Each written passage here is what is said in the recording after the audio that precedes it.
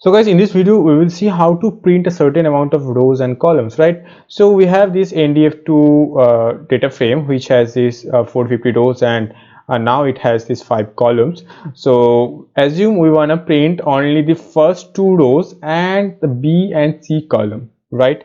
So in that case you just need to write NDF2 then .loc, which we already learned, and in the box bracket we have to put one more box bracket. That is because we have to set the rows and columns separately. So in the first section we have to write the row and then the comma, and then the second section where we have to write the columns, right? So for rows we want like first 2 rows, so 0 comma 1, okay, that's fine.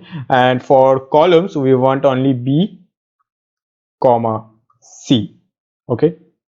Now if I run it, you can see it is only showing the first 2 rows with a B and C column, right? Similarly, you can put a colon over here. It will print all the rows with B and C column, okay? So you can see, okay, there is a syntax error actually. We have to remove this box bracket because box bracket means list. If you want to put more than one name, then you should use this box bracket. Since we are using only one symbol, that's why we don't need this box bracket, right? So I'll just remove this box bracket and that's fine. Now if I run it, you can see it is printing 450 rows, but now it is printing only 2 columns, that is B and C.